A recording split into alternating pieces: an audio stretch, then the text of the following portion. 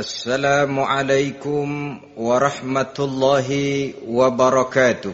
Waalaikumsalam warahmatullahi wabarakatuh. Bismillahirrahmanirrahim. Alhamdulillahi rabbil alamin. Wassalatu wassalamu ala ashrafil anbiya'i wal mursalin. Sayyidina wa maulana Muhammadin wa ala alihi wa ashabihil mujahidin at-tahirin. Amma ba'du, subhanaka la ilma lana illa ma 'allamtana innaka antal alimul hakim. La hawla wa la quwwata illa billahil aliyyil azim. Saudara-saudara kaum muslimin, terutama adik-adik para remaja dan pemuda yang saya cintai. Apabila seseorang akan membangun rumah, tentu saja dia akan mengadakan beberapa pilihan. Sejak dari memilih lokasi di mana rumah itu akan didirikan, sampai kepada menentukan bahan-bahan kualitas yang akan dipakainya, sampai kemudian kepada wujud dan bentuk rumah yang akan ditinggalinya. Demikianlah bahwa untuk membangun sebuah rumah yang hanya untuk menaungi kehidupan di dunia ini, kita mengadakan berbagai macam pilihan. Apalagi kalau kita akan membangun sebuah rumah tangga yang kita harapkan tidak hanya akan menaungi kehidupan di dunia ini, tidak hanya untuk kepentingan kita saja, tetapi juga untuk kepentingan anak cucu kita di belakang hari, termasuk sampai kepada hari akhirat nanti. Oleh karena itu, pada pertemuan kali ini, saya hanya ingin khusus berbicara kepada adik-adik remaja dan para pemuda, bagaimana sebaiknya memilih jodoh menurut ajaran agama Islam. Dalam Al-Quran, Allah subhanahu wa ta'ala menjelaskan, Zuyyina linnasi hubbus syahawati minan nisa. Bahwa manusia, apapun jenisnya, asal dia bernama manusia, dihiasi dengan perasaan cinta kepada perempuan. Jadi sejak dahulunya secara fitrah, laki-laki senang kepada perempuan, sebagaimana perempuan pun senang kepada laki-laki. Dihiasi rasa cinta ini dalam kehidupan manusia. Dan oleh karena adanya rasa cinta, berkembanglah segala macam persoalan. Sehingga seorang ahli cinta pernah berkata, cinta adalah 5 huruf yang membuat persoalan tidak akan pernah selesai. 5 huruf yang membuat persoalan tidak akan pernah selesai-selesai. Tetapi dalam kehidupan sehari-hari sering kita saksikan bahwa cinta ini bisa mendorong, memberikan motivasi yang baik, dan cinta ini pun bisa juga memberikan dorongan yang tidak baik. Oleh karenanya, apabila cinta itu ibarat setetes embun yang jatuh di bumi yang subur, akan tumbuhlah di atasnya aneka ragam bunga-bungaan yang harum semerbak, indah mewangi, sedap dipandang orang, menebarkan rasa aman, damai, sentosa, dan begitu selanjutnya. Tapi jika cinta itu jatuh di hati yang gersang dan tandus, tidak ada yang akan dapat tumbuh di sana selain sirih memanjat batu, kuning daunnya, lemah gagangnya, maka cinta yang semacam itu tidak akan memberikan dorongan positif kepada seseorang di dalam kehidupannya. Maka lebih dahulu kita akan membicarakan cinta dalam artian yang positif ini, untuk nanti sampai kepada perempuan yang bagaimana yang harus kita cintai, atau laki-laki yang bagaimana yang harus dicintai oleh seorang perempuan. Saudara hadirin yang saya hormati, cinta dalam artian yang positif, pertama, dia selalu mendatangkan keindahan. Yang kedua, cinta itu memberikan energi atau semangat untuk berjuang. Dan yang ketiga, cinta itu selalu membawa resiko dalam bentuk pengorbanan. Maka cinta yang positif pertama melahirkan keindahan. Disinilah orang memerlukan filter atau saringan. Sebab keindahan yang didasarkan karena cinta itu merupakan satu keindahan yang relatif saja. Boleh jadi karena indah orang jadi cinta, boleh juga jadi karena cinta segala sesuatu terasa jadi indah. Namun bagaimanapun juga, kalau hati sudah diliputi oleh rasa cinta, segalanya akan terasa menjadi indah. Cinta itu adalah keindahan. Yang kedua, cinta itu energi, melahirkan dorongan dan semangat. Yang lemah bisa menjadi kuat, yang takut bisa menjadi berani, yang jauh jadi terasa dekat. Itu semua karena dorongan cinta. Dan dari energi ini lahirlah yang ketiga, bahwa cinta adalah pengorbanan. Sehingga orang berkata, berani bercinta artinya harus berani berkorban. Takut berkorban, jangan bercinta. Kalau cinta ini kita salurkan kepada nilai-nilai agama umpamanya, yang pertama, cinta mendatangkan keindahan. Kita cinta kepada agama, maka apapun yang diperintahkan oleh agama akan terasa menjadi indah. Solat akan terasa menjadi indah. Puasa terasa menjadi indah. Zakat terasa menjadi indah. Jihad pun akan terasa menjadi indah. Persis kalau kita cinta kepada seorang gadis. Jika kita cinta kepada seorang gadis, apanya saja akan kelihatan menjadi indah.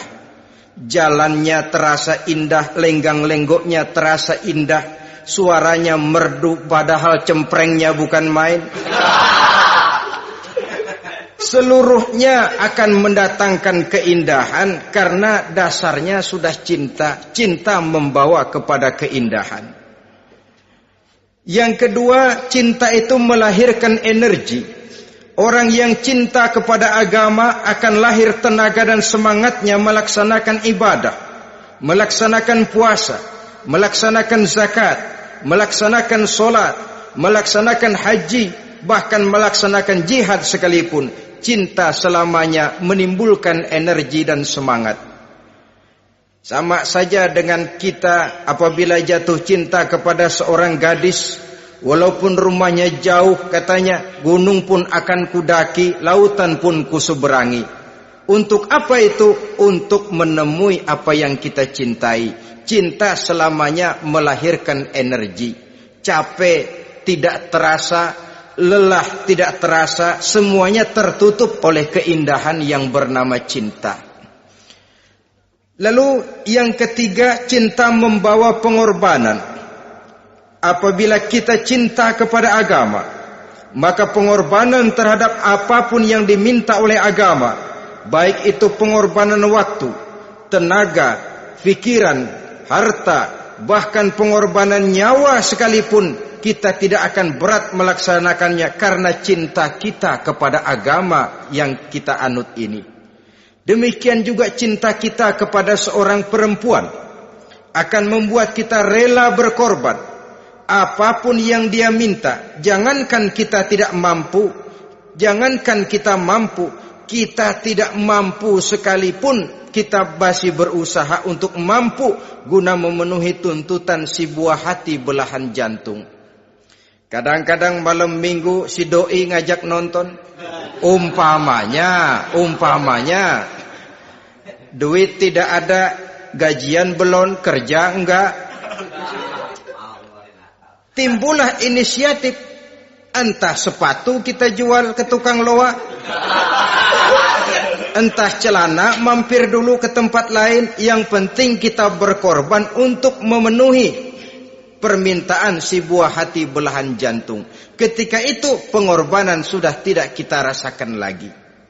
Bahkan pengorbanan yang paling pedih sekalipun, dalam gurau, dalam bercanda misalnya, dicubit kita oleh kekasih kita, pedih bukan main, terkelupas kulit, mengalir darah, bukan nangis, nyengir. malah kadang-kadang minta tambah dicubit lagi.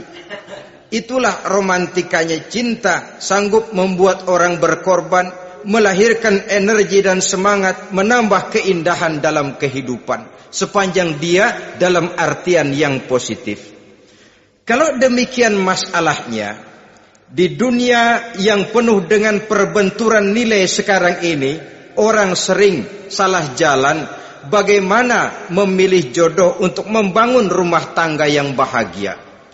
Jangan lupa bahwa membangun rumah tangga ini bukan hanya untuk 1-2 bulan, bukan hanya untuk 1-2 tahun, bahkan bukan cuma untuk kehidupan dunia, lebih daripada itu pun untuk menunjang kebahagiaan di akhirat. Oleh karenanya, memilih jodoh bukan satu hal yang mudah, bukan satu hal yang bisa dilaksanakan sambil lalu, tetapi memerlukan penelitian, memerlukan pengamatan yang mendalam. Apa petunjuk agama tentang itu? Dengan kata lain, bagaimana seharusnya seseorang memilih jodoh dalam kehidupannya? Ini tentu saja sumbangan moral buat adik-adik remaja dan para pemuda yang lagi kebingungan memilih jodoh, atau barangkali buat bapak-bapak yang kepengen nambah lagi.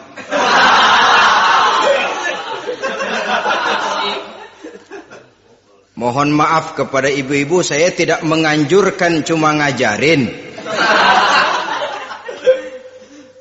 Yang pertama, menurut Nabi, nikahilah perempuan itu karena rupanya, karena hartanya, karena keturunannya, dan karena agamanya.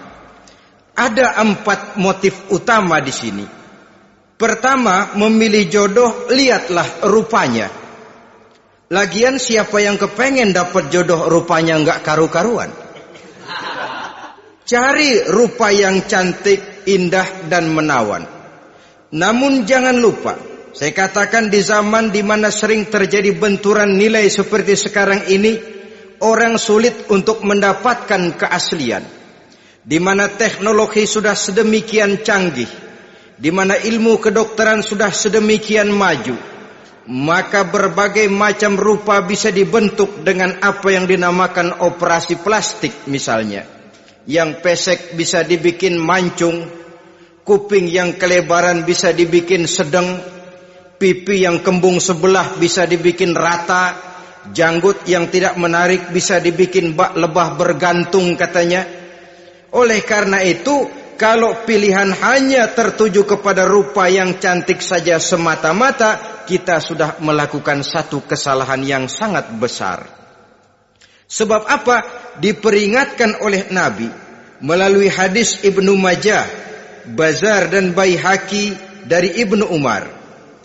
Janganlah kamu kawini seorang perempuan karena kecantikannya, sebab kecantikan boleh jadi akan mencelakakan. Jangan juga kamu kawini perempuan karena hartanya, sebab kekayaan biasanya akan mendatangkan kesombongan. Tetapi kawinilah karena agama dan akhlaknya, karena itulah yang akan membawa kepada kebahagiaan. Saudara-saudara kaum muslimin, terutama adik-adik remaja dan para pemuda, dikala usia puber, apalagi mata baru terbuka, awal balik namanya, remaja sering kehilangan filter. Pokoknya asal melihat rupa yang sudah lemot, denok, geboy,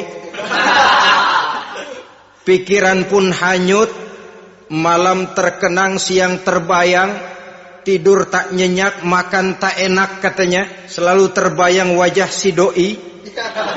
Dikala itu orang kehilangan pertimbangan bahwa rupa yang cantik kadang-kadang sering menipu. Diriwayatkan oleh Imam Ibnu Abbas, satu hari ketika sedang kumpul dengan para sahabat, lewatlah orang dengan potongan potongan orang kaya. Kelihatan kan, orang kaya sama orang miskin jalannya aja lain kan. Jalannya saja, jangan gaya hidupnya, jalannya saja lain. Lewat dia, Rasul bertanya kepada seorang sahabat, menurut pendapatmu bagaimana orang yang lewat itu? Kata sahabat, oh, yang lewat ini ya Rasul, kalau dia meminang perempuan pasti diterima. Kalau dia menolong orang pasti berhasil. Kalau dia ngomong pasti didengerin. Kenapa? Orang kaya. Orang kaya ya Rasul. Kalau dia minang, perempuan mana yang kagak bisa menerima kalau dipinang oleh orang kaya? Biar mukanya udah belipet kayak dompet tanggung bulan. Kalau memang duitnya banyak, nggak kelihatan tuh muka yang belipet, yang kelihatan duit. Kalau dia nolong orang, pasti berhasil apa yang dia tolong itu. Kalau dia ngomong, pasti didengerin orang, walaupun omongannya biasa-biasa saja. Kenapa? Orang lihat penampilannya. Sudah, ketika orang itu lewat, beberapa lama kemudian lewat lagi seseorang yang kelihatannya miskin. Rasul tanya lagi, kalau orang ini bagaimana pendapat kamu? Wah, potongan begini sih Rasul. Kalau dia minang, orang tolak. Siapa yang mau kawin sama kere begini? Kalau dia nolong orang, pasti nggak berhasil. Kalau dia ngomong, kagak bakalan ada yang mau dengerin. Siapa yang mau dengerin orang susah ngomong? Setelah orang itu lewat, apa kata Rasul? Orang yang terakhir, yang lewat ini, yang barusan lewat, jauh lebih baik dari yang pertama yang lewat tadi. Jauh lebih baik. Maksud dari ucapan ini, Rasul sebenarnya mendidik para sahabat jangan tertipu oleh penampilan. Sebab penampilan tidak selamanya mencerminkan keaslian. Apalagi di zaman sekarang, salon di mana-mana bejibun. Alis mata bisa dibikin, pipi bisa dicat. Yang pinggir kuning, yang tengah merah, di sebelah merah ada yang kehitam-hitaman, persis orang kepentok tiang listrik.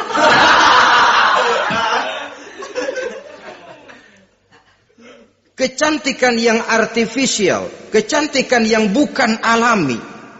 Karena itu silakan saja cari yang cantik, tapi jangan terpaku sampai di situ. Sebab kecantikan di samping dia mudah berubah oleh pergeseran masa dan pertukaran waktu, ternyata penampilan tidak selamanya mencerminkan keaslian. Lain hari seorang sahabat pernah mengadu, "Ya Rasul, ada apa? Inna imraati la turaddu yadul lamis." Ya Rasul, istri saya tidak pernah menolak tangan orang laki yang menjamahnya, mengajak salaman kepadanya. Apa jawab Rasul? Ceraiin aja. Tapi hati saya berat ya Rasul, saya cinta betul sama dia. Ya kalau hatimu berat, jaga dia baik-baik. Nah, dari riwayat ringkas ini kita ambil satu perbandingan. Memang punya istri berwajah cantik itu kadang-kadang si malakama kalau imannya tidak kuat. Si malakama. Kita diemin aja, binal, makan hati, nggak aman, nggak tentram. Jangan-jangan saya berangkat ke kantor, dia ngompreng. Buah si malakama seperti orang tadi, ya Rasul. Istri saya kelihatannya sebenarnya tidak negatif maksudnya ini, cuma bersalaman tapi terlalu ngobrol. La turaddu yadul lamis, tidak pernah menolak orang yang ngajak salaman. Ya sekedar salaman. Tapi kan awalnya dari salaman. Kalau sudah salaman kan strum bisa ngederdet dari tangan situ. Kata Rasul sederhana saja, ya kalau memang begitu ceraiin. Saya nggak kuat Rasul, saya cinta betul sama dia. Kalau kau tak kuat berpisah dengan dia, jagalah dia baik-baik. Ajar, didik, tanamkan rasa keagamaan di dalam hatinya. Saudara-saudara kaum muslimin, jadi rupa yang cantik tanpa didasari oleh nilai-nilai agama akan membuat seorang suami di rumah tangganya seperti si malakama. Seperti berhadapan dengan buah si malakama. Kalau tidak diiringi dengan nilai-nilai moral yang luhur dan bekal agama yang tangguh. akan pergi jauh dari rumah rasanya tidak aman. Sedangkan di rumah saja siapa yang akan mencari nafkah? Dan begitu selanjutnya. Orang tadi jelas berhadapan dengan buah si malakama. Didiamkan, makan hati. Sebab, maaf, kalau seorang suami sudah tidak punya rasa cemburu terhadap istrinya, itu kan yang disebut dayus. Dan dayus itu, jangankan masuk surga, bau surga saja dia tidak dapat. Tapi cemburu dalam artian bukan cemburu buta, cemburu dalam artian yang wajar. Dia cemburu, akan dikerasi takut kalau istrinya minta cerai, sedangkan dia cintanya sudah kadung medok bener. Si malakama jadinya.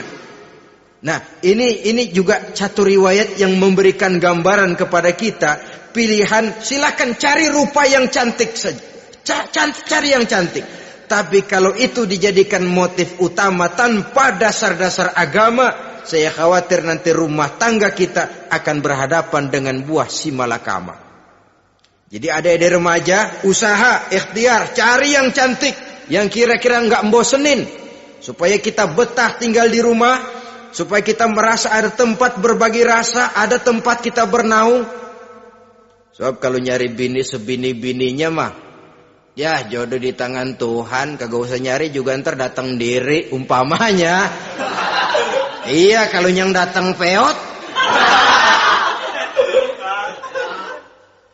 Orang harus berusaha walaupun pada akhirnya jodoh toh memang ditentukan Allah. Kan 3 hal yang kita tidak bisa menentukan itu katanya. Maut, rezeki, jodoh. Itu yang masuk mysterious problem. Problem yang misterius. Maut, misterius. Kapan kita mati, kita sendiri tidak tahu.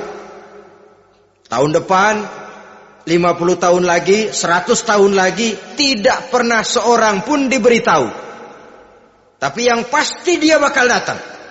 Kapan dan di mananya, kita tidak tahu. Bisa di rumah, bisa di masjid, ya alhamdulillah. Bisa di majelis taklim, syukur. Bisa di medan perang membela agama, bagus. Pasti dia akan datang. Maut, mysterious problem. Sesuatu yang kita tidak tahu kapan datangnya. Rezeki, gitu juga. Sehingga orang sering bilang, rezeki katanya kayak bayangan. Kita uber-uber, dia lari. Kita diam, dia mah diam. Setengah mati kita uber-uber. Emang ukuran segitu? Segitu aja. Begitu kita nggak ngapa-ngapain, datang yang bawain rezeki. Namanya rezeki itu mysterious problem. Kadang-kadang ngobek, sungsang, sumbul, udah segala tanah orang kita ukur-ukurin. Udah segala ngomong sudah nggak ada yang loh, tuh sudah buta. Tapi memang bayangan, kalau belum rezeki ya belum. Kadang-kadang nyari kode sampai tidur di kuburan. Belepotan tanah kuburan loh. Yang aneh lagi kadang-kadang orang gila ditanyain.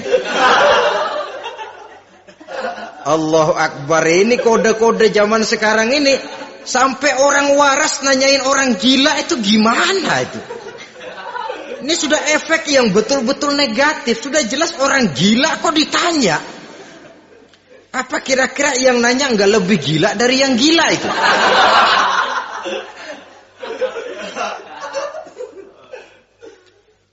Saudara-saudara kaum muslimin, terutama adik-adik remaja dan para pemuda, jadi silakan saja cari rupa yang cantik, karena dia akan jadi tautan hati, buah hati belahan jantung, tempat kita berbagi rasa, tempat kita pulang dan tinggal di rumah tangga kita.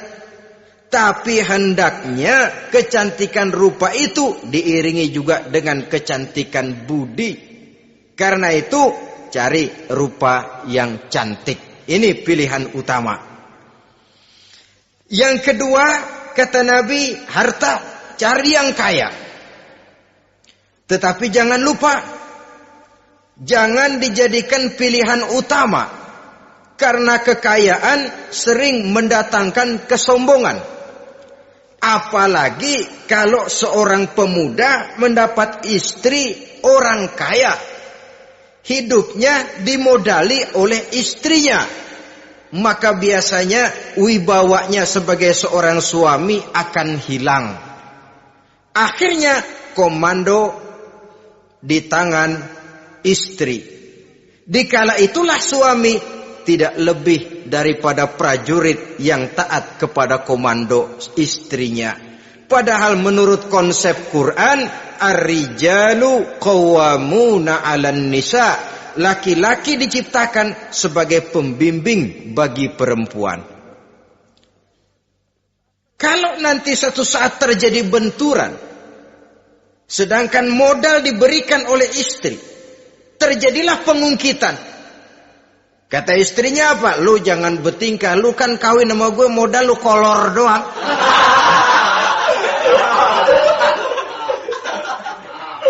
Kalau sekarang bertingkah silakan keluar rumah. Bawa seperti engkau datang dulu. Jangan bawa apa-apa. Pergilah seperti engkau datang dulu kemari. Hilanglah wibawa seorang suami. Suami kalau udah digentak sama istri begitu, ngelempuruk kayak ayam sampar. Di mana lagi letak wibawanya? Harta sering mendatangkan kesombongan. Oleh karena itu, walaupun diperintahkan cari yang keturunan orang kaya, tapi maksudnya jangan dompleng. Sebab kepribadian seorang suami akan ditentukan oleh sifatnya sendiri. Keberadaannya ditentukan oleh karya dan perbuatannya sendiri. Itulah yang akan menampilkan kepribadian dia dalam kehidupan di masyarakat ini. Saudara-saudara kaum muslimin, terutama adik-adik remaja dan para pemuda, kan kadang-kadang di zaman sekarang kan kelas-kelas gigolo, playboy ya, nyari tante-tante kesepian, mejeng-mejeng di pinggir-pinggir jalan dengan harapan apa? Ya barter lah, tukar tambah. Nah, supaya dapat rokok, dibelikan pakaian, motor dan sebagainya. Tapi yang jelas hilang harga diri sebagai laki-laki, dan itu yang paling mahal. Kalau seorang laki-laki sudah kehilangan harga diri, apalagi yang bisa dibanggakan dalam kehidupan ini? Apa artinya naik mobil kalau kepala tertunduk ke bawah? Apa artinya jalan di tengah masyarakat kalau kita tidak bisa menengadah dengan satu kebanggaan? Hilangnya harga diri merupakan kehancuran awal dari sebuah pribadi yang untuk jangka panjang kita tidak akan bisa lagi berbuat banyak. Tanpa harta orang memang sulit untuk bahagia, tapi harta semata-mata bukan merupakan jaminan bahwa orang lantas akan bahagia. Saya barangkali harus berkata, banyak orang miskin yang kaya, tapi tidak sedikit orang kaya yang miskin. Saya ulangi ini. Banyak orang miskin yang kaya, tetapi tidak sedikit orang kaya yang miskin. Nah, bagaimana pengertiannya?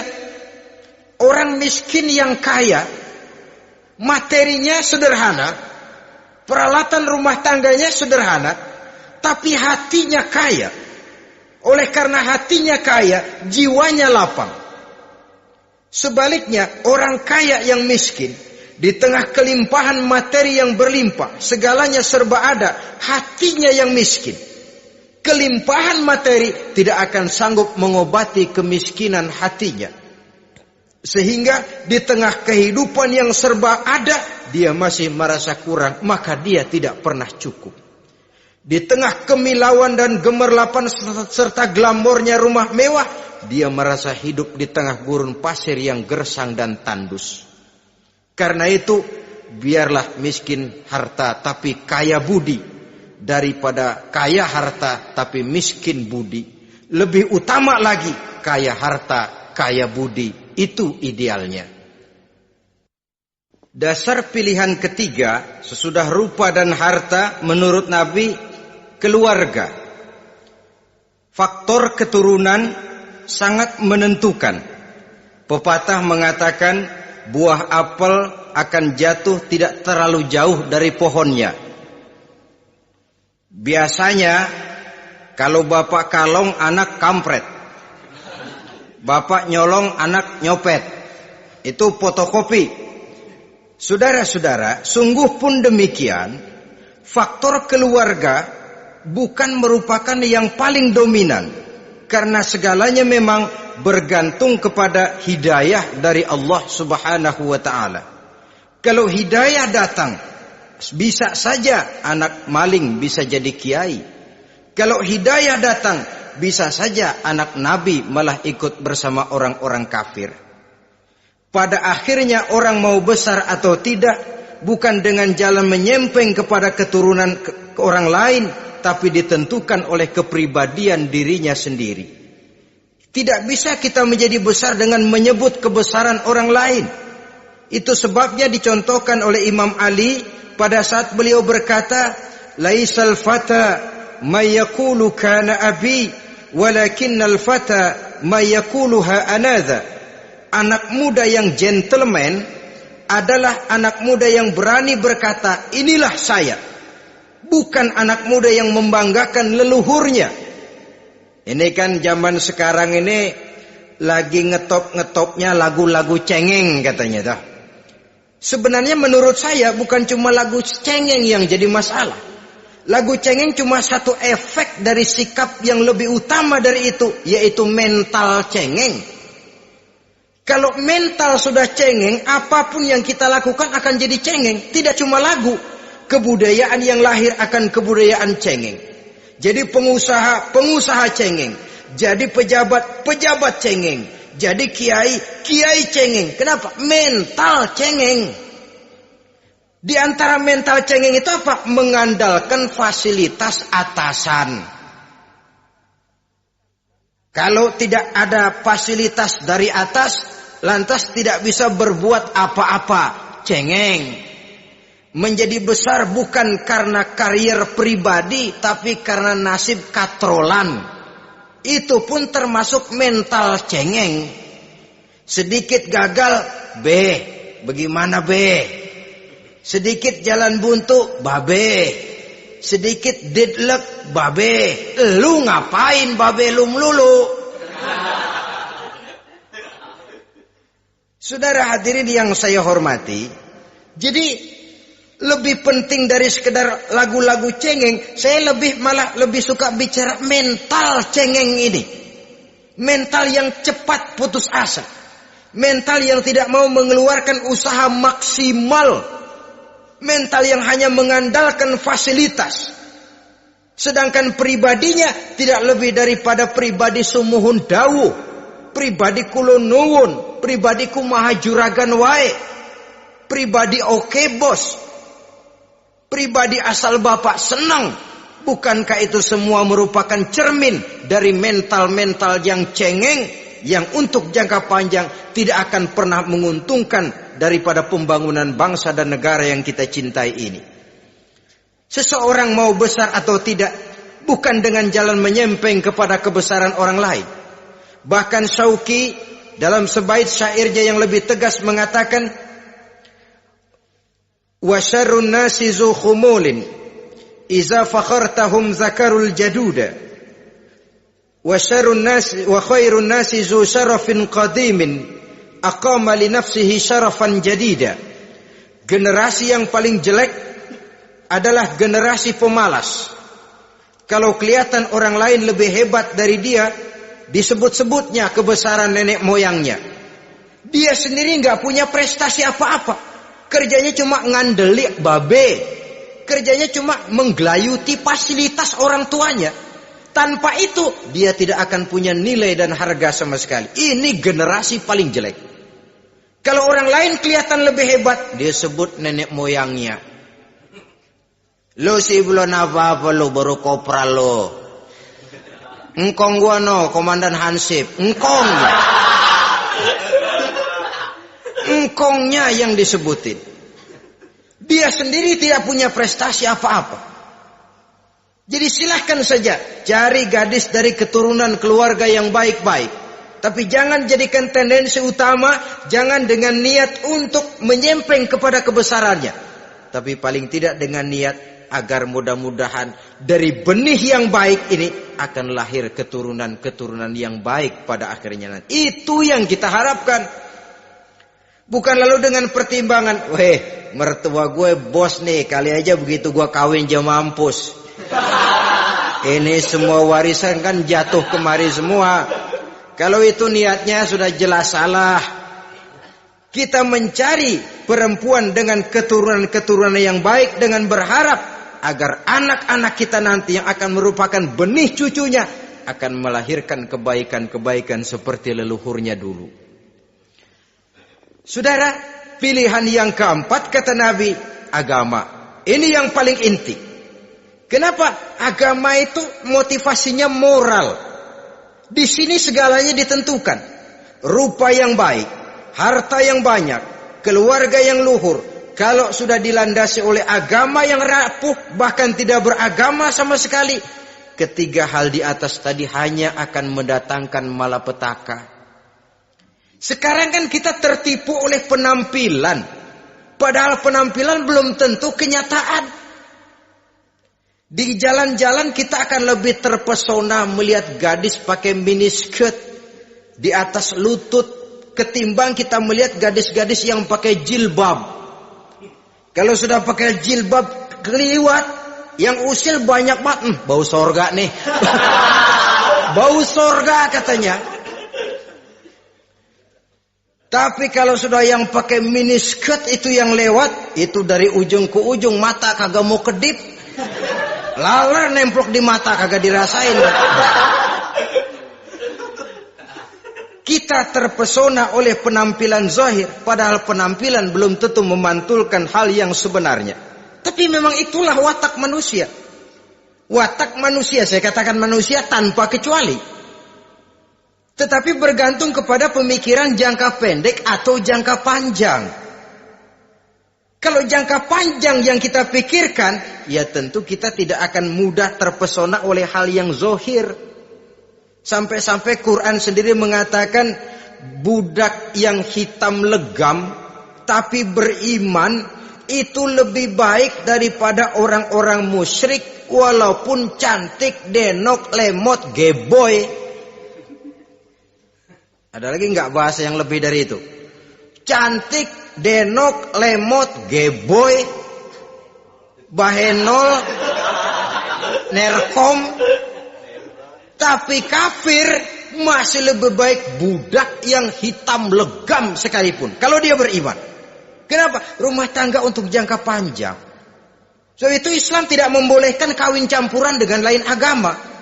Walaupun ada ayat yang mengatakan boleh kawin dengan ahlul kitab, tapi sebagian mufassir menjelaskan bolehnya kawin dengan ahlul kitab itu dalam kondisi darurat. Dalam kondisi normal tidak bisa.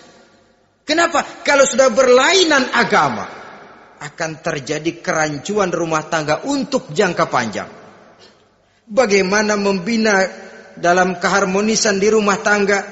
Bagaimana nasib anak-anak nanti? Kadang-kadang ada keluarga, kami sih keluarga modern. Anak-anak kami berikan kebebasan untuk milih agama apa saja. Bapaknya Islam, istrinya Kristen, anaknya ada yang Hindu, Buddha. Bagus nih, keluarga pecel namanya. Bagaimana keluarga modern bisa seperti itu? Padahal seorang suami bertanggung jawab di hadapan Allah. Dia akan ditanya tentang istrinya. Dia akan dimintakan pertanggungan jawab tentang anak-anaknya. Kalau istri kita berlainan agama, mungkin terjadi pengkaplingan. Pokoknya kalau anak perempuan ikut ibu, anak laki ikut bapak. Administrasi dunia bisa begitu. Tapi akhirat, pertanggungan jawab di hadapan Allah. Bisakah kita? Sorry aja Tuhan emang janjinya begini. Saudara hadirin yang saya hormati, oleh karena itu budak legam hitam kalau beriman masih lebih baik daripada orang-orang yang tidak beriman walaupun cantik dan mempesona. Kenapa? Ini faktor agama. Ya buat 1-2 bulan bisa terwujud rumah tangga yang tentram. 2-3 tahun mungkin masih bisa bertahan, tapi sampai kapan? Sampai kapan itu akan terwujud? Pada akhirnya akan muncullah dilema. yang akan sulit buat diatasi. Oleh karenanya motif agama dijadikan stres oleh Nabi. Fasfar bizatiddin taribat yadak. Pilih agama sebagai titik sentral, sebagai pilihan utama. Kalau agamanya kuat, walaupun rupanya sederhana, tapi karena nilai agamanya kuat, dia bisa menyenangkan hati suaminya. Dia bersolek untuk kepentingan suaminya. Dia taat kepada suaminya. Harta, dia anak orang kaya untuk membantu perjuangan suaminya.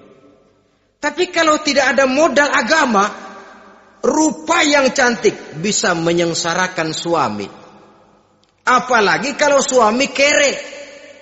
Istrinya sudah cantik, kaya ataupun tidak kaya kadang-kadang. Udah, suaminya suruh ngempuk di rumah bininya yang kerja. Ya kalau kerja mendingan kalau dikerjain itu.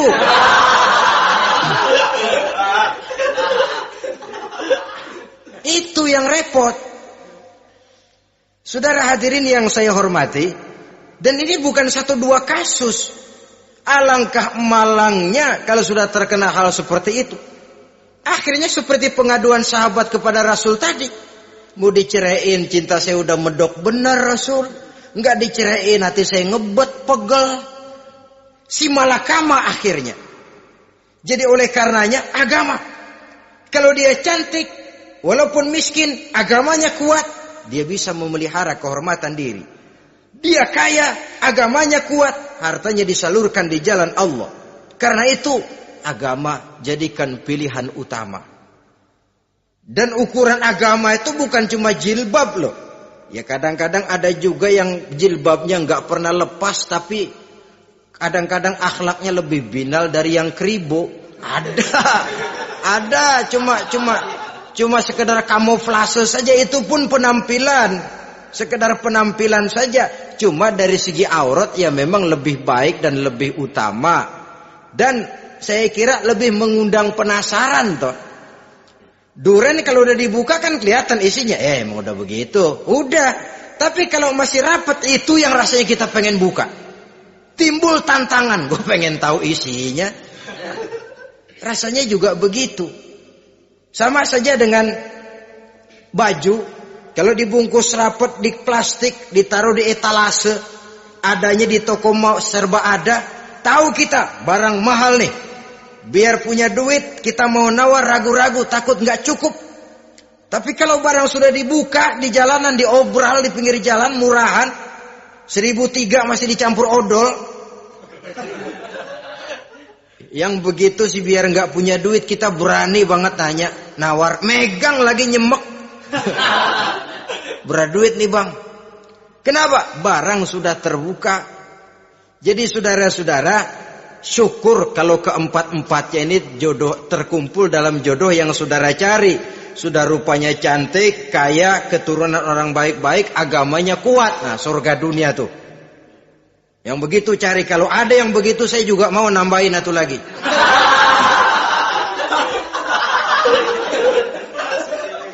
Tapi yang kumpul keempat-empatnya ini terus terang saja langka. Makhluk langka ini. Kadang-kadang cantik, kaya, keluarganya hebat, agamanya nol, akhlaknya kayak setan. Tapi yang paling celaka kalau empat-empatnya kagak ada.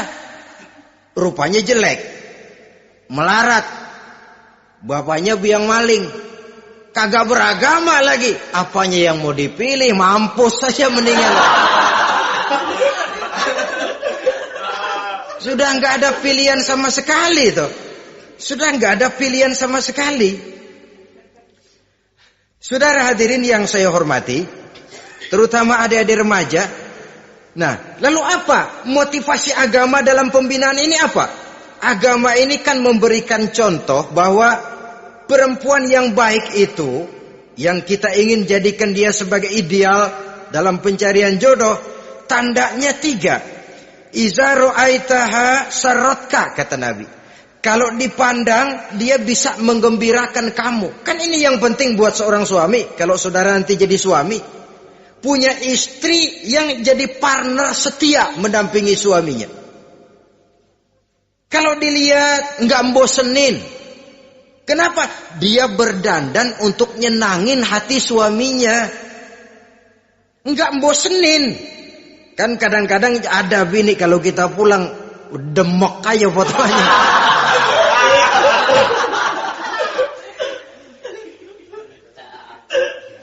Ini yang bikin suami nggak betah di rumah ini kan yang begini.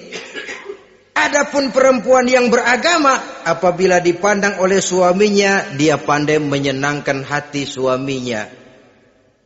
Andai kata suaminya dalam kesulitan, dia tidak menambah beban kesulitan. Paling tidak dia bisa memberikan satu bantuan moral. Bantuan moral untuk mengurangi beban kesulitan daripada suaminya. Suami pulang dagang rugi, kata istrinya, romantika bang. Sekali-sekali lah, masa selamanya dagang mau untung. Besok siapa tahu untung lebih besar. Kan meringankan tuh. Kadang-kadang enggak, suami pulang dagang dari pasar panas, rugi. Sampai rumah bini pidato. Pletar-pletor. Lu dagang rugi, emang lu laki goblok.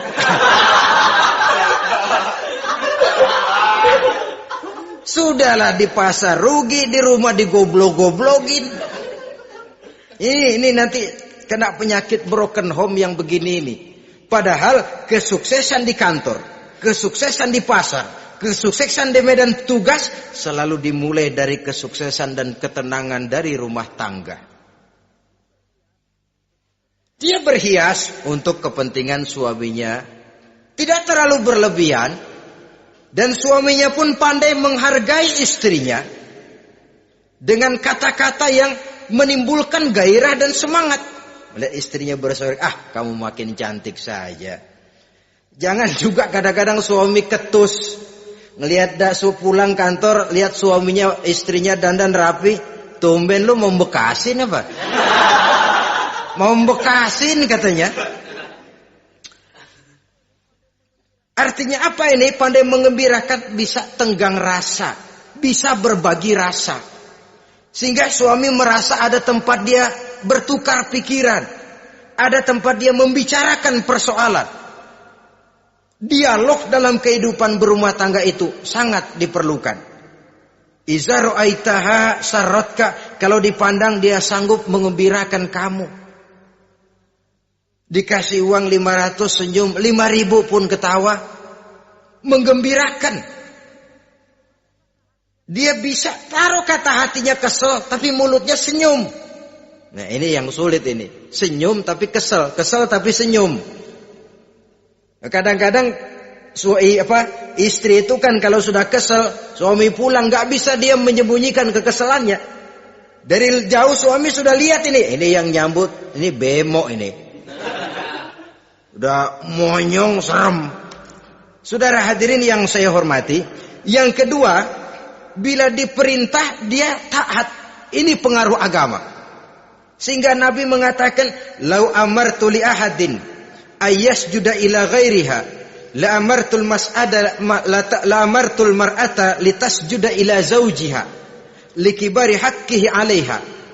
Andai kata saja boleh aku memerintahkan manusia untuk sujud kepada sesama manusia, pastilah aku perintahkan perempuan untuk sujud kepada suaminya. Kenapa? Karena besar hak suaminya kepada dirinya. Untung sujud kepada manusia tidak boleh.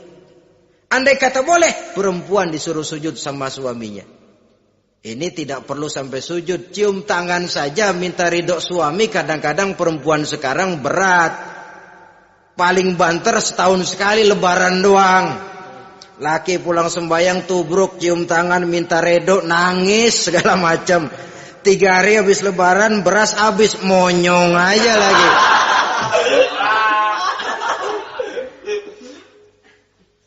Saudara hadirin yang saya hormati, yang ketiga, akibat pengaruh agama, dia sanggup memelihara kehormatan diri dan sanggup menjaga harta suaminya. Memelihara kehormatan diri baik pada saat suaminya di rumah atau pada saat suaminya tidak ada di rumah. Satu riwayat, Seorang sahabat akan pergi perang jihad di fi sabilillah. Ketika mau berangkat dia bilang kepada istrinya, saya mau berangkat perang. Kalau saya belum pulang kamu jangan keluar rumah. Baik bang. Pergi istrinya, pergi suaminya jihad. 1 minggu, 2 minggu berlalu belum juga pulang. Satu hari datang utusan dari rumah orang tua si istri ini. Assalamualaikum bu. Waalaikumsalam. Ada apa? Ada berita kurang enak bu. Orang tua ibu sakit parah. Mohon tolong ditengokin. Apa kata si istri? Maaf saja, suami saya belum pulang dari medan perang. Saya belum dapat izin keluar rumah kalau dia belum pulang. Tolong sampaikan maaf saya kepada orang tuanya. Pulanglah utusan tadi. Besok balik lagi. Bu, ada apa? Udah Senin Kemis. Napasnya sudah sampai tenggorokan. Tolong tengokin buat terakhir kalinya bu. Suami saya belum pulang. Dia pesan kalau dia belum pulang saya jangan keluar rumah. Saya nggak bisa tengokin orang tua saya. Salam maaf saja. Pulang utusan itu. Besok balik lagi. Bagaimana? Sudah meninggal bu. Mau dikubur. Tengokinlah buat terakhir kalinya. Suami saya belum pulang. Saya belum berani keluar rumah kalau suami saya belum pulang. Itu janji saya sama suami saya. Pulanglah utusan ini ngadu kepada Rasulullah sallallahu alaihi wasallam. Ya Rasul, ini perempuan kelewatan benar. Dari orang tuanya sakit sampai sekarat, sampai mati, sampai dikuburin dia nggak nengokin. Memangnya kenapa? Suaminya katanya pergi jihad. Dan suaminya tidak mengizinkan dia keluar rumah. Kalau si suami belum pulang. Apa jawab Rasul? Marahkah beliau? Tidak, beliau senyum. Apa katanya? Dosa orang tua yang meninggal ini telah diampuni oleh Allah karena dia punya anak perempuan yang begitu taat kepada suaminya. Allahu Akbar. Dosa orang tua yang sudah meninggal itu diampuni oleh Allah karena dia punya anak perempuan yang begitu taat kepada suaminya. Ketaatannya kepada suaminya menyebabkan dosa orang tuanya diampuni oleh Allah Subhanahu wa ta'ala. Suami pergi jihad, orang tua sakit keras, tidak berani dia keluar rumah. Itu tandanya bisa menjaga kehormatan diri. Kalaupun satu saat suaminya manggil, bu tolong ambilin uang di dompet. Dompetnya dibawa, bang ambil saja sendirilah, nanti salah ambil lagi saya. Kadang-kadang enggak, suaminya pergi mandi, dompet berantakan. Saudara hadirin yang saya hormati, ini motivasi agama. Jadi kecantikan zahir yang diimbangi dengan kecantikan batin oleh karena pengaruh agama tadi. Kalau sudah kemari, orang tidak perlu mikir-mikir operasi plastik, bikin yang pesek jadi mancung supaya orang tertarik, bikin belakang yang kurus jadi menarik. Tidak. Orang tidak perlu lagi pakai susuk-susukan, dipasang di bibir supaya kalau senyum orang gempor, supaya kalau ngomong orang percaya, dipakai di kuping supaya macam-macam. Tidak perlu lagi pakai jompa-jampe, pelet-peletan supaya kalau diludahin orang ngikut. Enggak perlu lagi. Kenapa? Cinta itu nature, sesuatu yang alamiah, yang tidak bisa dipaksakan. Dia kudrati, karunia dari Allah. Tidak bisa cinta dipaksakan. Kalaupun bisa,